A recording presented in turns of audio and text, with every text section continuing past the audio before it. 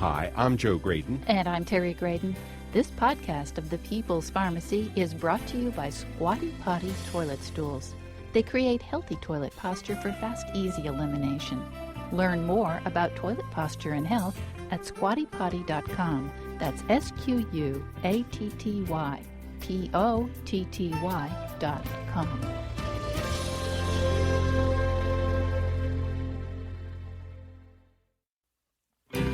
Do you start your day with coffee, tea, or cocoa? Is this a dangerous routine or a great way to improve your health? This is the People's Pharmacy with Terry and Joe Graydon.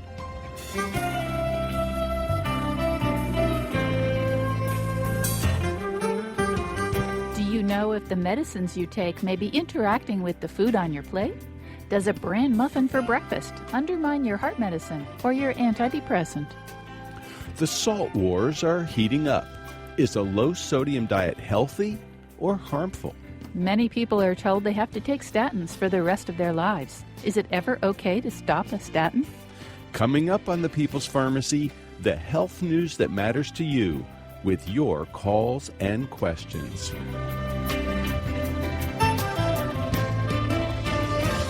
First, this news. In the People's Pharmacy health headlines, the International Agency for Research on Cancer has stirred up controversy with its evaluation of two pesticides as probable carcinogens. The compounds are malathion, commonly used in mosquito control, and glyphosate, also known as Roundup. This herbicide is very widely used in agriculture to control weeds in cultivated fields. To reach these conclusions, the agency examined data based on cell culture studies showing that the compound can damage DNA. In addition, it considered animal studies that show unusual tumors in rodents exposed to glyphosate. According to the scientists who did the assessment, this evidence shows that Roundup could cause cancer in humans too. Non-Hodgkin's lymphoma and lung cancer are of greatest concern. This announcement is likely to add further fuel to the debate over genetically modified organisms, or GMOs. In the U.S., crops such as corn and soybeans have been genetically engineered so that they can resist the effects of glyphosate, while native weeds are presumably susceptible. This means the entire field can be sprayed with glyphosate rather than making the considerable effort to target the weeds only. The Environmental Protection Agency is due to review Roundup safety later this year. In 2013, the EPA stated that glyphosate does not pose a cancer risk to humans. Monsanto, the maker of Roundup, has objected strenuously to the international announcement. It's called on the agency to renounce its decision on the grounds that it may unnecessarily confuse and frighten farmers and consumers. The company maintains, however, that it does not expect use of Roundup to drop. A fall can be devastating for an older person. Breaking a hip is associated with a high risk of premature death as a result of complications. That's why doctors are interested in ways to help patients prevent falls. A 2-year placebo-controlled randomized study was disappointing in this respect. The investigators assigned 400 elderly Finnish women to one of 4 groups: placebo pill and no exercise, vitamin D pill and no exercise, vitamin D and exercise, and placebo and exercise. The expectation was that either vitamin D or exercise, or both, would reduce the number of falls these women recorded in their research diaries. The pills provided 800 international units of vitamin D daily. Exercise did improve balance and muscle strength, and the women who exercised were less likely to harm themselves if they fell. Vitamin D improved bone strength, but did not affect physical function. The research underscores the importance of exercise even as people grow older. Some epidemiological studies have shown that 2 chronic conditions, heart disease and type 2 diabetes, are more common in people with low levels of vitamin D. Now scientists have uncovered some important clues to explain this connection. The researchers used special mice that can't utilize vitamin D normally to reduce inflammation. These animals churned out too much glucose, became resistant to insulin, and developed atherosclerotic plaques in their arteries. In these animals, the immune cells deprived of vitamin D started transporting fat. The artery walls and the liver became chronically inflamed. The next step will be to test people with risk factors for metabolic disorders to see whether vitamin D supplementation will be able to reduce their chance of developing disease. Many people are prescribed statins to lower their likelihood of cardiovascular disease. They may be told these drugs will be needed for the rest of their lives. But what if their life expectancy is short? Statins are usually thought of as preventing catastrophe over the long term, so a group of investigators decided to try discontinuing statins in some people who had been taking them but whose life expectancy was no more than a year. Nearly half of these mostly elderly individuals in palliative care had cancer. More than one-fifth had cognitive impairment. The 381 participants were randomly assigned to continue their statin or to stop taking it. There was no difference in the 2-month death rate between the two groups, nor was there a significant difference in cardiovascular events. The people who were no longer taking a statin reported an improved quality of life and fewer medicines needed overall. We hope this study inspires further thoughtful evaluations of de-prescribing unnecessary medicine. And that's the health news from the People's Pharmacy this week.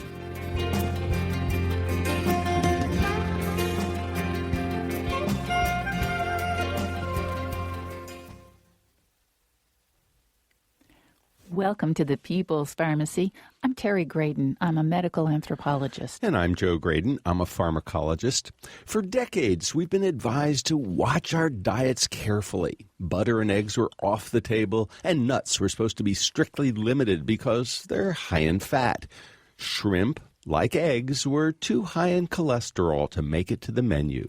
Basically, if it tasted good, you weren't supposed to eat it. Even coffee was in doubt. It was suspected of raising blood pressure and cholesterol and causing irregular heart rhythms. Chocolate was a treat that would make you fat and keep you awake at night.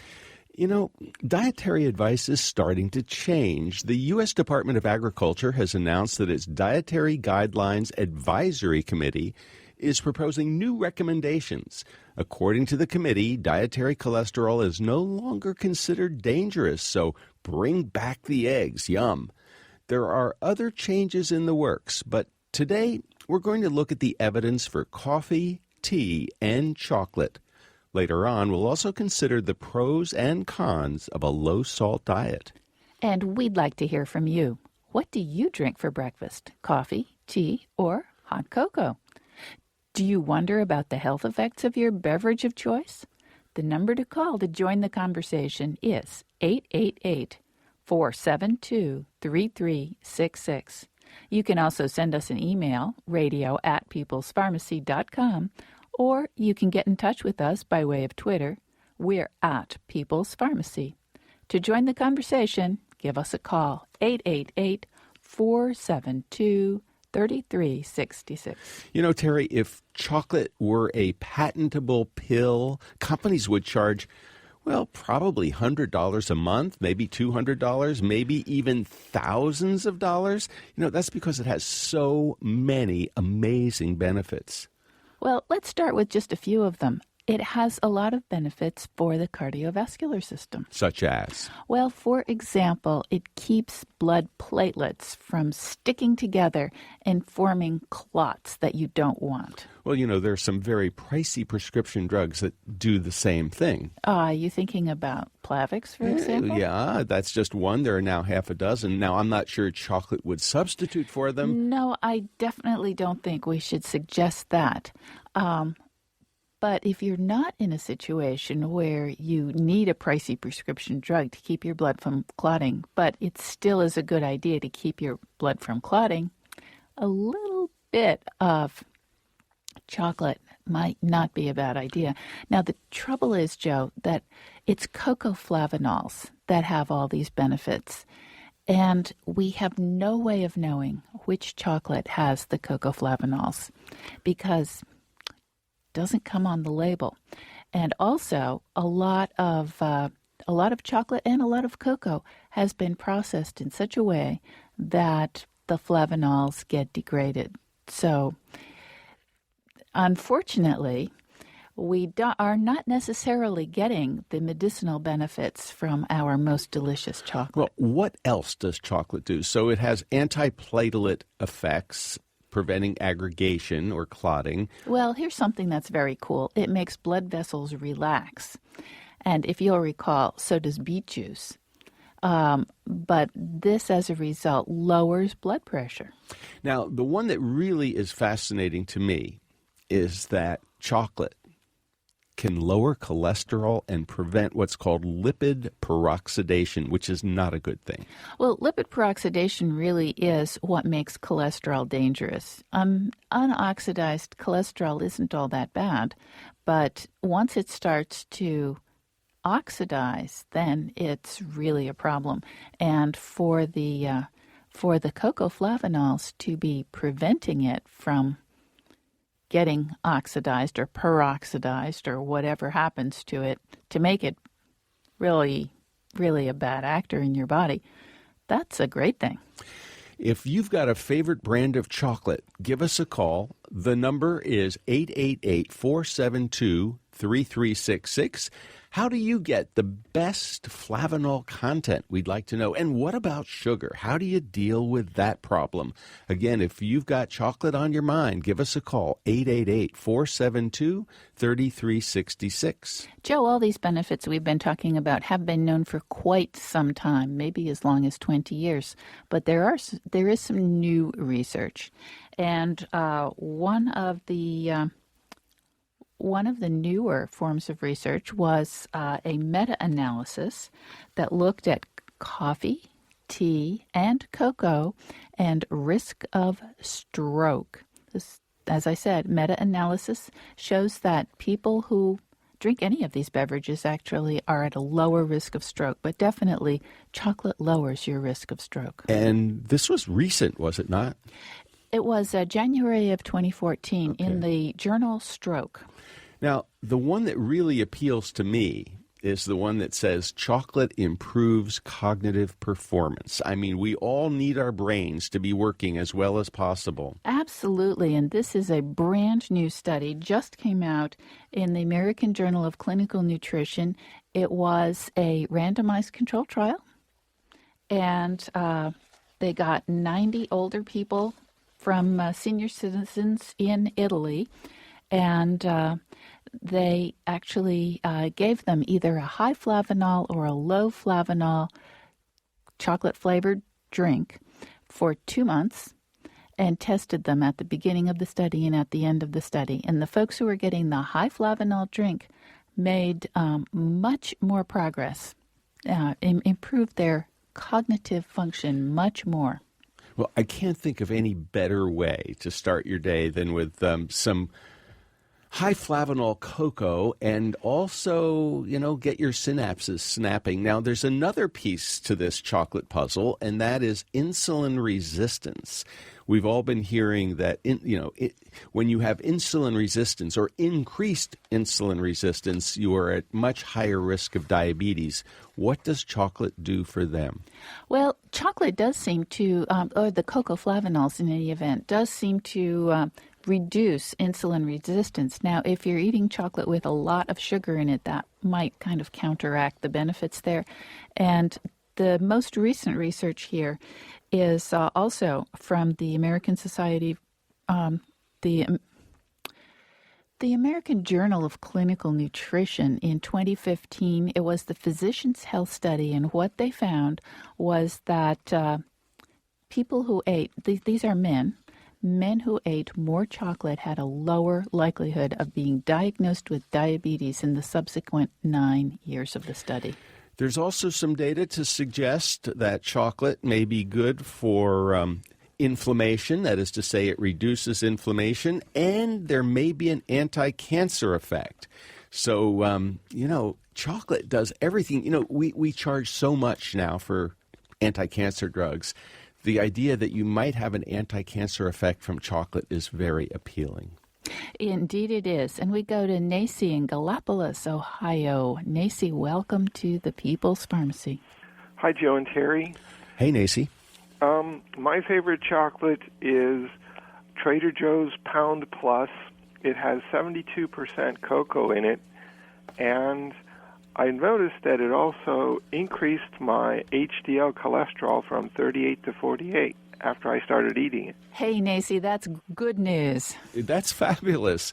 We love to find out things that can raise good HDL, and there aren't that many. But cocoa flavanols are one of them. Hey, Nacy, thank you so much for the call. You're welcome. Bye-bye. Bye-bye. Let's start talking about the side effects of chocolate, Terry. Yes, we do need to address side effects. And some people do find that chocolate gives them heartburn. Also, chocolate is high in oxalates, so people who are susceptible to kidney stones might need to be a little cautious about how much they eat. Now, switching gears just a little bit, let's talk about coffee. You know, for years, coffee was sort of I'd call it a kind of sinful treat because it was like it'll give you a jolt.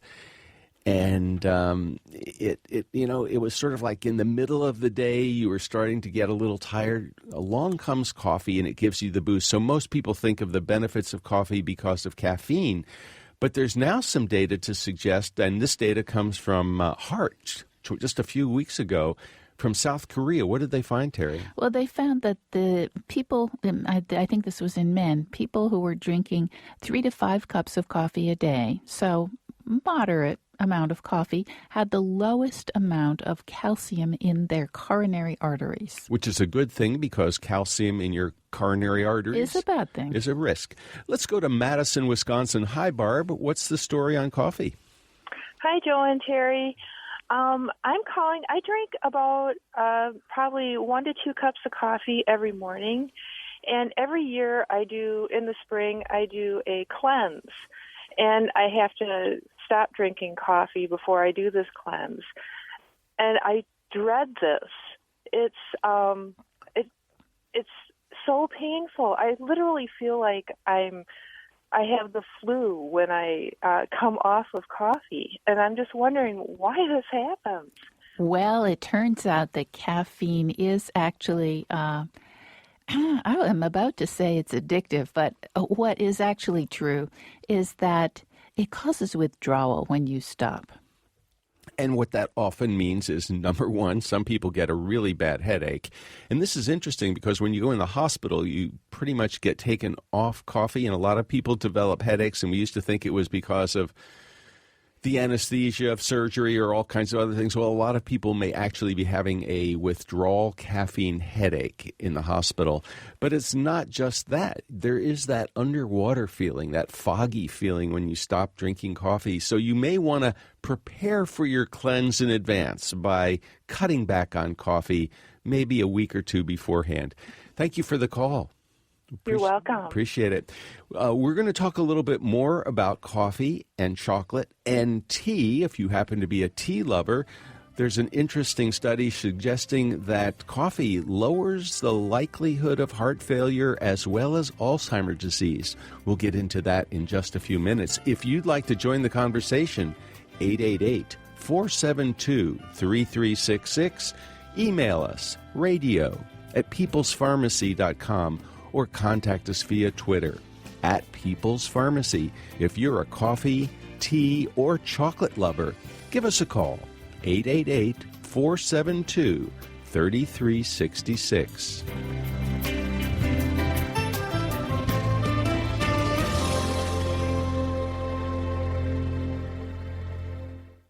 You're listening to the People's Pharmacy with Joe and Terry Graydon.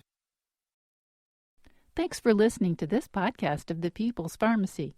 If you like it, why not rate or review it in the iTunes store? We'd appreciate it.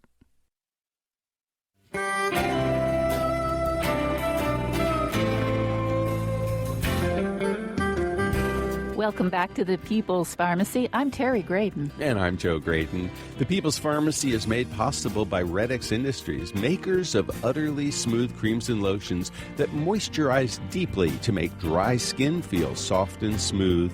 The number's 800-345-7339, online at uttercream.com. And by Squatty Potty Toilet Step Stools, creating healthy toilet posture for fast, easy elimination. More information information about how toilet posture affects your health at squattypotty.com. And if you'd like to order a CD of the show, you can call 800-732-2334. Today's show, number 987, or find it online at peoplespharmacy.com. Today, we're talking about the health headlines that matter to you. And we invite you to join our conversation about coffee, tea, and chocolate at 888-472-3366. You can also reach us by email, radio@peoplespharmacy.com, or get in touch through Twitter. We're at People's Pharmacy. That number again, 888-472-3366. You know, Terry, for people who really are trying to avoid sugar, and I know that there are a lot of them, myself included. And that is a good thing to do. Cocoa does represent an alternative to chocolate because you can get low sugar or no sugar cocoa, and it can be very high in cocoa flavonoids. It can. In fact, there is one product that is made to a specified amount of cocoa flavonols, and that is the Cocoa Via that comes in as a powder in a packet, but they have standardized it so that you get 375 milligrams per packet. Okay, I don't quite know where to go because our phone system is acting a little bit strange. Which call would you like to take first, Terry? Let's go to Lance. Lance, are you on the line? I am. Hi, Joe and Terry. Hello, Lance. What's the story? So I've got two questions. One, I try to eat, I'm on a very low-carb diet right now, and I try to eat dark chocolate every day. Does it matter the dark content, right? So there's a 70, and there's an 80, and there's a 50. Does that really matter as much? And then also kind of the same thing for coffee.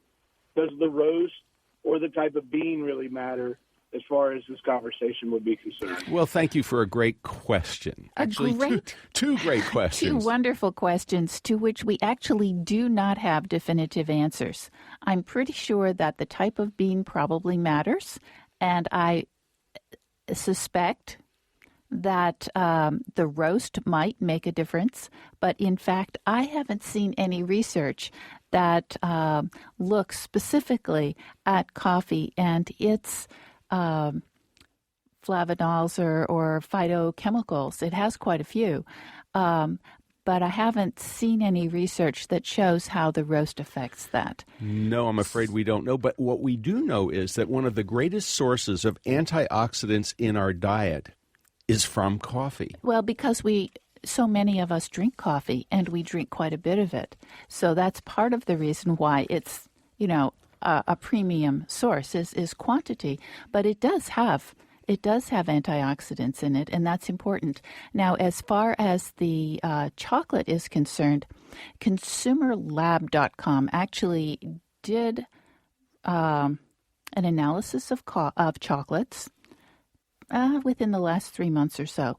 And that's a good place to go and look to see which ones have the highest amounts of flavanols and the lowest amounts. This is important because some chocolate candy has lead or cadmium in it, and you don't want those things. So I would recommend taking a look at their analysis. Now, we just mentioned that 3 to 5 cups of coffee a day can lower calcium in coronary arteries. There was an article in the journal Circulation suggesting less heart failure. There was an article in the journal Journal of Alzheimer's Disease, suggesting a lower likelihood of Alzheimer's when you drink coffee. But there's also some research suggesting a lower incidence of prostate and uterine cancer. There's a study in hepatology suggesting lower liver enzyme levels. And Terry, there's a study about less type 2 diabetes. What's that about? Well, in fact, there are several studies on type 2 diabetes. It turns out that people who drink coffee are at a reduced risk of type 2 diabetes compared to people who don't drink coffee. And as far as we can tell, nobody has actually, these are epidemiological studies, nobody's parsed it out to say, does it matter if you put cream in your coffee or if you drink it black? We don't know. But the association has held up over so many epidemiological studies. I think it's for real. There's also a suggestion of a lower risk of stroke. And the one I really love, because I've been talking about this for 30 years, is that if you get caught in a pinch and you don't have your asthma medicines, 2 or 3 cups of strong coffee can actually help open your airways. So coffee has a lot of health benefits.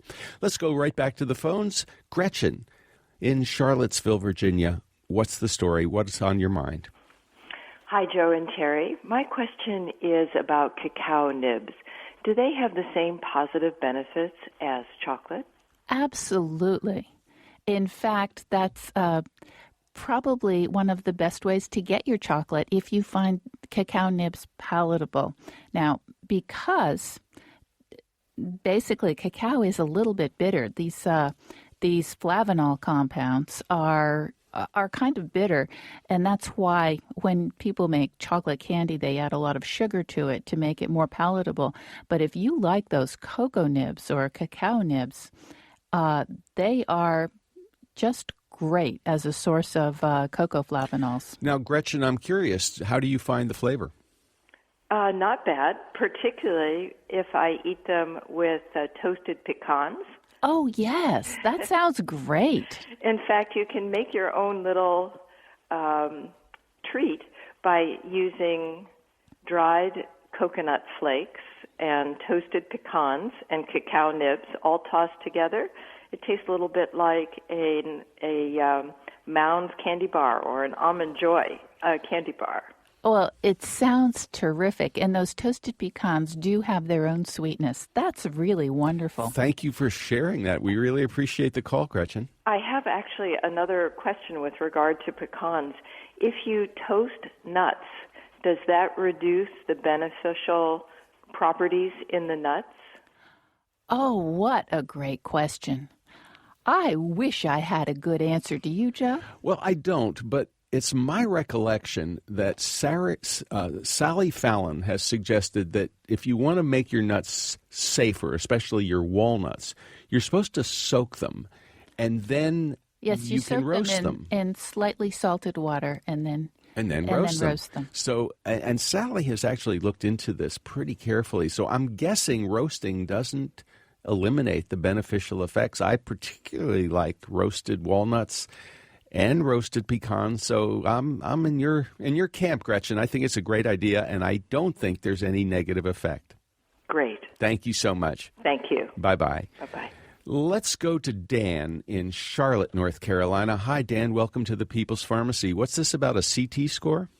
Yes. Hi, both of you. Yes, it was kind of ironic that you actually just said something about plaquing around the coronary artery or around the coronary system. I had just gotten a CT score done by the direct request of my doctor. He was very concerned because I had a very high, cholesterol level in the bad cholesterol. So he was very concerned since I didn't want to go on medicine. He said, well, let's kind of check things out. Let's make sure you're not in any, use one of these tests to determine if you're in any immediate danger of having any cardiac arrests. So, of course, he sent me to get a CT score at one of the neighborhood hospitals. It came back at 0. It shocked the heck out of him. It shocked me, too. But when you mentioned earlier about the coffee, helping to reduce that plaque, and it just kind of automatically clicked. So I had to call in support of that comment that you just made. And tell us again, how much coffee do you drink, Dan? Actually, I've got big cups, so it's probably about 4 to 5. Okay, well, you're right. You're right there in that sweet spot that they found in the South Korean study. And, that CT score is basically measuring how much calcium you have in those coronary arteries. So thank you for sharing. And do you ever experience any jitteriness? Because, that is one of the downsides of coffee. People complain of feeling anxious or jittery or not being able to sleep at night. Not anxious or jittery. I may have the occasional heartburn from time to time, and it's very rare for me. But my wife kind of, she's a little bit jealous of the fact that I could actually drink coffee in the middle of the night or late at night and actually go right to sleep with no problem. Well, there are people who do that. I'm always amazed when we go out to dinner with someone and they say, yes, please serve me regular coffee. I don't need decaf.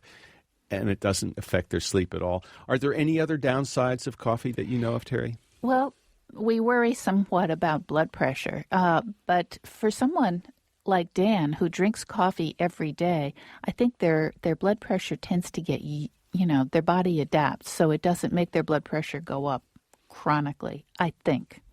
I think you're right. Now, let's take a couple more calls, and then we're going to segue to tea, because there are a lot of people who are really in love with tea, but not so fond of coffee. So let's get their perspective. But first, let's go to Chesterfield, South Carolina. Hi, Robert. What's on your mind? Greetings. How you guys doing? Great. Hope you are. I'm doing super great. And I want to tell you this. Every time I listen to you guys and I bring on this material, it reaffirms, because I do my own research, and I'm always doing what you guys say to do. 70% cocoa, dark chocolate usually is what's on the table for dessert at night, combined with a glass of red wine, whether it's a dessert wine or, a regular wine. Coffee, about 3 cups a day, and then usually at night, tea. And thank God, the blood levels are good. I had some trouble with my thyroid lately, but we're working on that.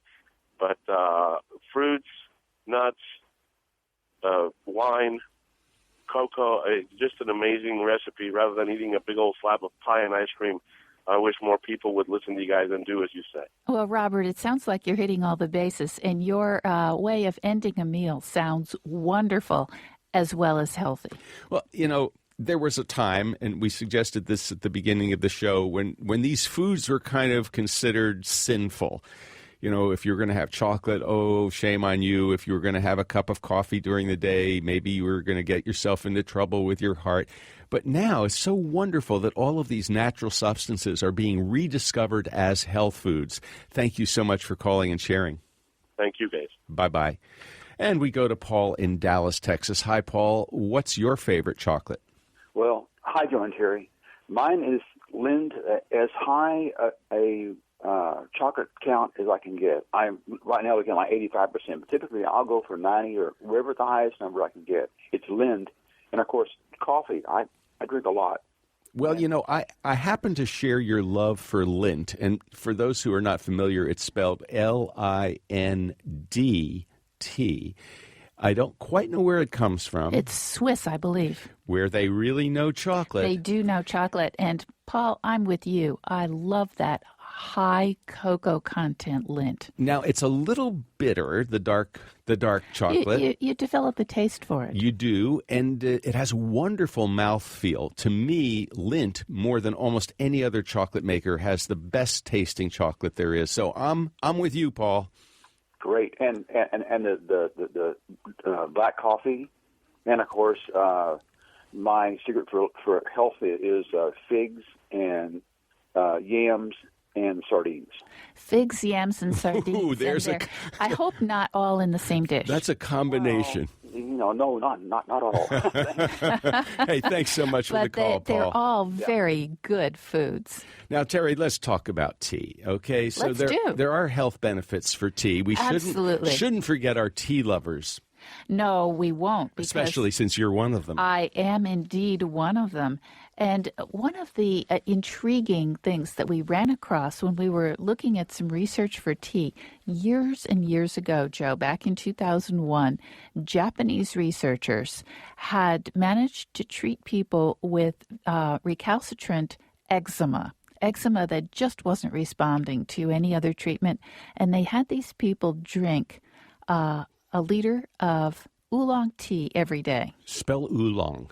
O-O-L-O-N-G. Now, a liter, that's quite a lot Well, a of liter, tea. it's just a little bit less than a quart, so we're talking 4 cups. But it does have a pharmacological effect. It really cleared up their eczema beautifully. Now, there's a new study in Current Pharmaceutical Biotechnology just a few weeks ago suggesting that tea may actually lower cholesterol and triglycerides. So pretty good news. And there's some evidence that tea has an effect on insulin resistance. How does that work, Tara? Well, I'm not quite sure how it works, but I suspect it's working along the same lines as what coffee and chocolate are doing. They share many of the same compounds, the epicatechins. Green tea has gallo-epicatechin gallate, which is unique to green tea, but many of the same family of compounds are similar between coffee and tea and chocolate. Now, is there a downside to too much tea? Yes, there is, actually. Tea also, like chocolate, is high in oxalates. And so if you are prone to kidney stones, you could get yourself into trouble by drinking too much tea. Well, here's a tea drinker. Hi, Sheila. Welcome to the People's Pharmacy. What's your question? Hi, Joe and Terry. I would be interested to know, because I drink a lot of tea. However, I have to drink decaf tea. And how would tea as a diuretic affect the salt in my body? Well, tea does not have a very strong diuretic effect. No, coffee much more so in large measure, I think, because of the caffeine. Now, if you were drinking 10 or 12 cups of tea a day, that would have a diuretic effect, but just because of the volume of fluid that you were taking in. But I don't think tea has a substantial diuretic effect, and it shouldn't affect your sodium levels that much. You would have to drink a ton of it. Great news. Thank you very much. Well, thank you very much. We appreciate the call. You know, Terry, I think that the message today on the People's Pharmacy is that you can really enjoy your coffee, your tea, your cocoa, and your chocolate without worrying. In fact, these things may be good for you. Absolutely. And for tea, it probably doesn't matter if you prefer it hot or iced. Iced tea, as long as it doesn't have too much sugar in it. There are people who love their sweet tea, and that means a lot of sugar. And if you drink a lot of it, you could add up too much sugar too fast. That is one of the problems. And that's actually a problem with any of these beverages. If you're going to put a fair amount of sugar in your cocoa, in your coffee, or in your tea, that is not doing your body any favors. But you can train your taste buds to enjoy coffee without sugar, and I've done it. Yes, you did. We're going to take a short break. When we come back, we're going to talk about cutting back on salt. Is that a good idea? Do your medicines interact with food? How can you find out? We welcome your stories at 888-472-3366. You can also reach us via email, radio@peoplespharmacy.com, or at Twitter. We're at People's Pharmacy. Join the conversation, 888-472-3366.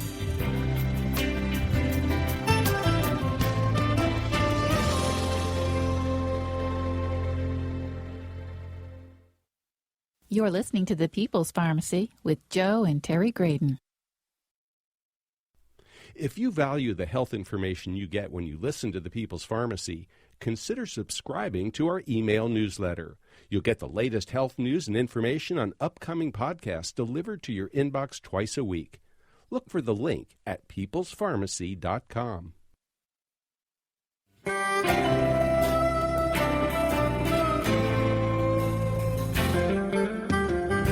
Welcome back to the People's Pharmacy. I'm Terry Graydon. And I'm Joe Graydon. The People's Pharmacy is brought to you in part by Redex Industries, makers of utterly smooth creams and lotions, helping dry, cracked skin feel utterly soft and smooth. The number's 800-345-7339, online at uttercream.com. And by Squatty Potty Toilet Step Stools, creating healthy toilet posture for fast, easy elimination. More information about how toilet posture affects your health at squattypotty.com. You can purchase a CD of this show by calling 800-732-2334. Today's show number 987.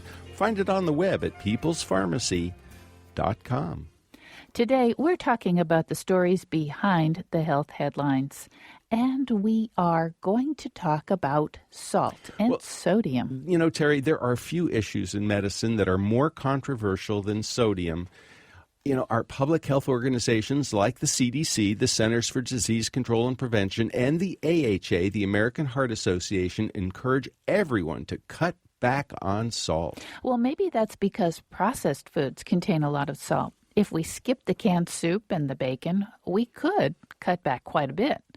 And many people who reduce their sodium intake also lower their blood pressure. That means a lower risk of heart attacks and strokes. According to Dr. Elliot Antman, who was writing in the Wall Street Journal, that could save 32,000 people from dying every year and save $7 billion in health care. He's a cardiologist at Brigham and Women's Hospital in Boston, and he's also president of the American Heart Association. Well, it's a fascinating give and take, pro and con smackdown about salt. The title in the Wall Street Journal was, "Are Low-Salt Diets Necessary or Healthy for Most People?" The other side of the equation, the con side, if you like, was Dr. Antman. Dr. David McCarran. That's who it was. Now, Dr. McCarran headed up the Department of Nephrology at the Oregon Health and Science University for more than 2 decades. He's an adjunct professor in the Department of Nutrition at UC Davis and chairman-elect of the American Society for Nutrition's Medical Nutrition Council. Welcome to the People's Pharmacy, Dr. McCarran. It's a pleasure to be there, join you. Dr. McCarran, as a nephrologist, you've had an opportunity to think about sodium, kidney function, high blood pressure, and so you were sort of the perfect person to participate in this sodium smackdown in the Wall Street Journal. The title, "Are Low-Salt Diets Necessary or Healthy for Most People?" You talk about the idea that it's not feasible to lower sodium levels to the amount that the CDC recommends and the American Heart Association, which is basically 1,500 milligrams of sodium per day. Why is that? Well, it's a piece of the puzzle that has been overlooked for at least 3 to 4 decades.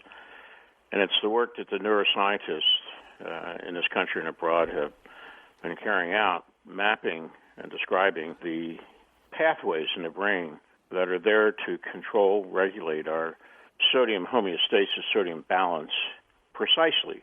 And that data, which clearly defines a integrated pathway in the brain that responds to signals from our kidneys, from our heart, from other vital organs saying we're not getting enough blood flow. It's not necessarily pressure, it's we're not getting enough blood flow. And I think most of us understand that our blood is primarily salt and water, saline. And the way to expand that flow is to slightly, ever so slightly, increase the volume of the blood, which means making sure you have enough water and enough sodium chloride or salt. Well, how much is enough? And how do we know? Well, if the neuroscientists are correct, and I think when I describe the next piece, the next answer to your first question, if the brain's regulating, it's something that you're not conscious of. You don't need to be thinking about it because over the course of a day or several days, on average, you'll take in the same amount. And what is enough? Well, I think we know that from the work that we have done out of the University of California at Davis in the nutrition department.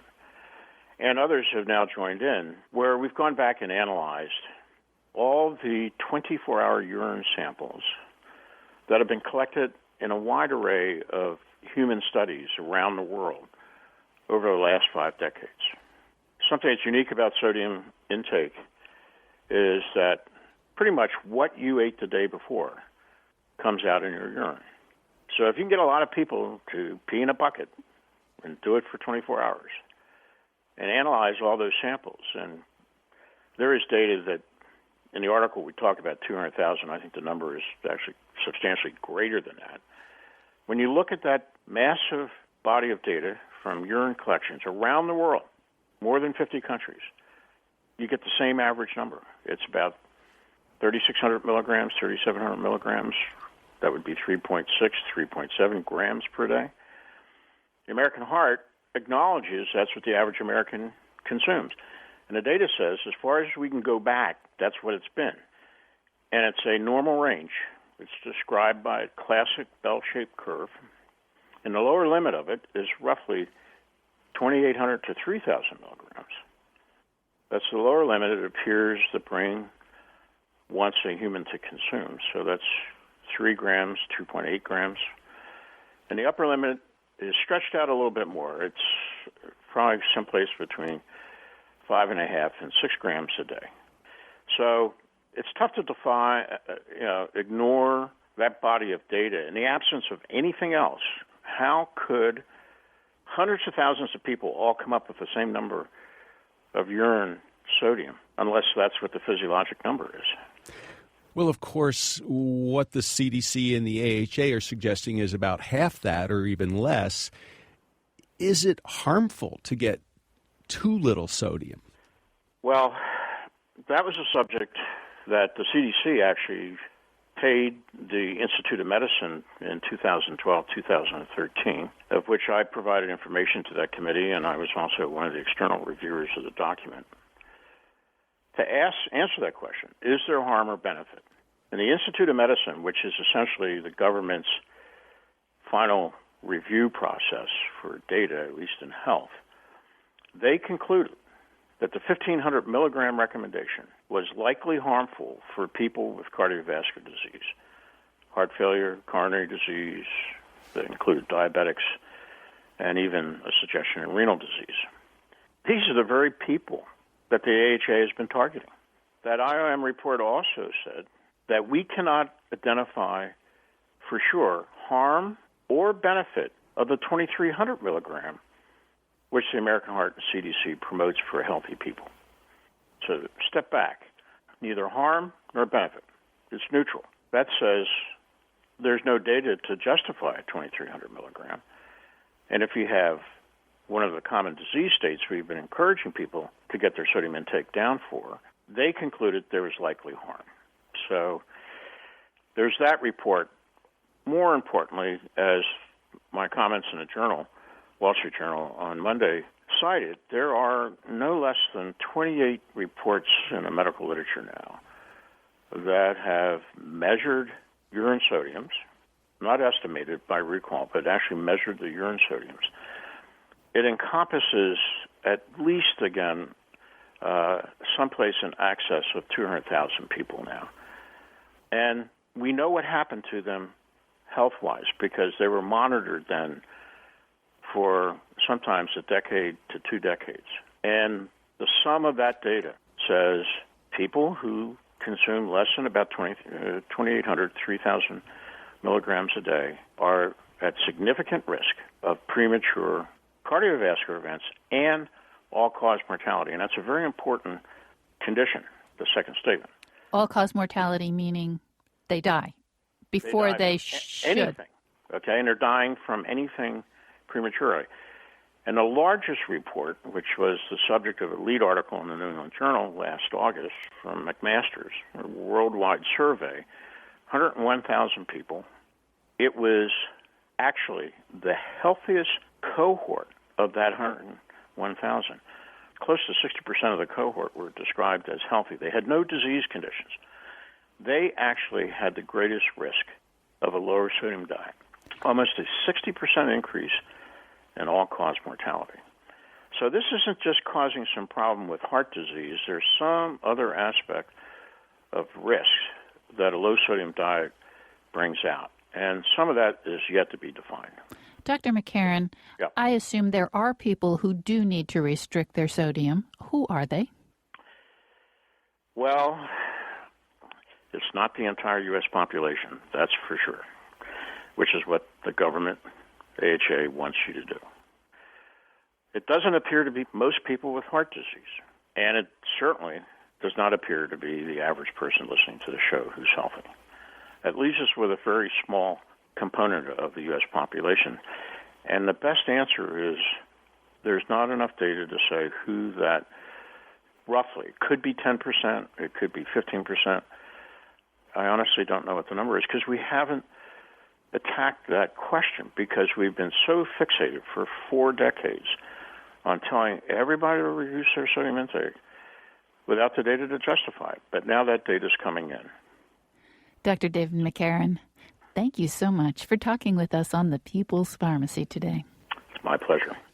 You've been listening to Dr. David McCarran, a kidney specialist and adjunct professor at the UC Davis Department of Nutrition. He's chairman-elect of the American Society for Nutrition's Medical Nutrition Council. There is a link to both Dr. McCarran's and Dr. Antman's opposing viewpoints in the Wall Street Journal on our website. What are your thoughts about salt? Have you tried to cut back? Did it make a difference in your blood pressure? You can tell us about your experience at 888-472-3366 or send us an email, radio@peoplespharmacy.com. You can also reach us through Twitter. We're at People's Pharmacy.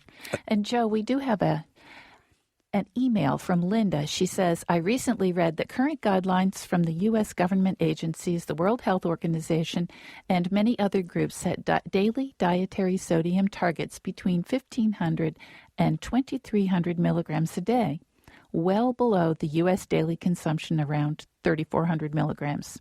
She also read a new study that tracked more than 100,000 people from 17 countries over an average of more than 3 years found that those who consumed fewer than 3,000 milligrams of sodium a day had a 27% higher risk of death, and than those whose intake was estimated between 3,000 and 6,000 milligrams. And she says, is this correct? Why do the World Health Organization and the American Heart Association recommend such low daily dietary sodium levels if the evidence is that that's not good for you? Well, that is a good question, Terry, and I don't have any insights into the policymakers and why they have come up with their very low recommendations when it comes to sodium. I think that what we're learning about a lot of these things is that there's a sweet spot. You know, too little sodium is dangerous, too much sodium is dangerous. And what is the correct amount? What is that sweet spot? I think it's a little controversial still. It is a little controversial. The folks from PrediMed, you'll remember the Mediterranean diet study in Barcelona weighed in late last year with their research. They did food questionnaires on the folks who were in their study, and they said that the ones who had sodium intake around or a little bit less than 2,300 milligrams a day had a slightly reduced risk of all-cause mortality. So it may be that 2,300 is an appropriate amount, but we're still not sure. You know, when sodium levels fall too low, it's called hyponatremia, and it's a very dangerous situation. Symptoms can include fatigue and lethargy, confusion, nausea, headache, memory problems, muscle cramps, weakness or spasms, and certain diuretics and blood pressure medications, even acid-suppressing drugs and some antidepressants may increase the risk for hyponatremia. So it is something to pay attention to. Absolutely. Karen in St. Petersburg, Florida, welcome to the People's Pharmacy. What's on your mind? Oh, hello, Joe and Terry. Well, I've been a low-sodium eater all of my life, not because of any reason other than I just don't really crave salt. Uh-huh. And I've always had low blood pressure. And recently I've just caught myself eating a little bit more. And I want to say recently, I mean the past several months, maybe even a year, I've eaten more sodium. And it has not changed my blood pressure at all. I still have a very nice low blood pressure and pulse rate. So it's not changed anything for me. Well, we're glad to hear that, Karen. That's a very interesting story because you are a good example, at least an N of 1, demonstrating that your sodium intake did not have an impact. And, you know, Terry, some people are sodium sensitive and other people aren't. Now, Joe, we have an email from Carrie in Wellington, Florida, who says, with just a touch of AFib, that's atrial fibrillation, and acid reflux, my combined doctors have suggested that I eliminate 1, chocolate, 2, coffee, either regular or decaf, 3, any alcohol, including red wine, 4, citrus fruit, 5, fried food, even Mama Dip's fried chicken. How boring. Any suggestions? I'm not going to contradict the doctors. Right. He does go on to say that about coffee, the rule is the darker the roast has slightly less caffeine, the darker roasting apparently cooks out or destroys some of the caffeine. I think the fried foods should go. I don't know if we have a lot of data on the effects of some of those other things on AFib. The issue of coffee and AFib is very controversial in the medical literature. Yeah. We looked into it a few years ago and weren't able to come up with a definitive answer. Andrea in Clarksburg, West Virginia, welcome to the People's Pharmacy. Hello, Andrea. Oh, hi, Joe and Terry. I'm sorry, I missed that you were talking to me. I'm calling just because my mother was very vigorous when she was put on a low-salt diet, as well as a lady in my church. Her mother was the same way, these sort of older, very honest and forthright people. And my mother was hospitalized for she was becoming irrational, and it was you said how dangerous it is, and that's just a confirmation of that fact that her sodium level, she was told to avoid all salt.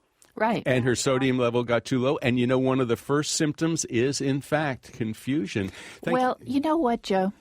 I think doctors don't imagine that these older ladies are going to be so good at following instructions, but I know they are. My mother, fortunately, did not have the same reaction as Andrea's mother, but she was very, very careful about avoiding sodium. She was on a super low sodium diet because her doctor said cut back on salt. Right. And sometimes that can get you into trouble.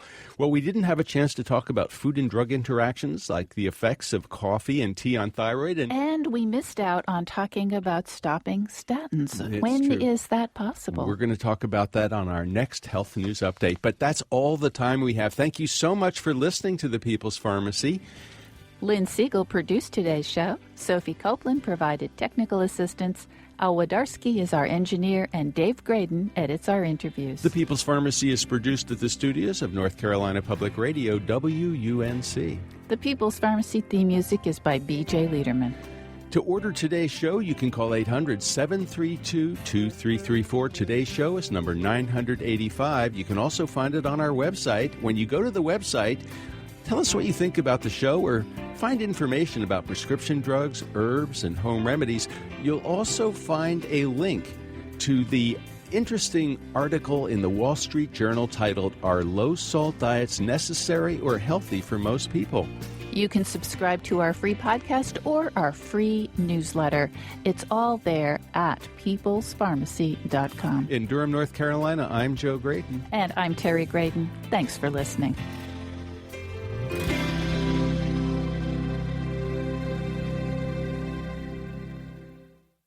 We hope you enjoyed this podcast. If so, please consider taking a minute to write a review on iTunes. And thanks for listening to The People's Pharmacy. When it comes to Father's Day, some things never change. Dads want steak. And the experts at Omaha Steaks are making it easy for you to deliver uncompromising quality with gifts that are sure to make his day. Plus, get an extra $35 off with code THANKSDAD when you shop omahasteaks.com today. We know, being your dad means he already has everything he could want. But just picture the look on his face when he sees those extra-aged USDA-certified tender steaks, juicy air-chilled chicken, beefy burgers, and more. With carefully curated gift packages from America's original butcher, it's never been easier to show everyone why you're dad's favorite. And every bite is 100% guaranteed to bring a thrill to the king of the grill. Shop now at omahasteaks.com and get an extra $35 off with code THANKSDAD. But don't wait. Father's Day is June 15th. Minimum purchase may apply. See site for details.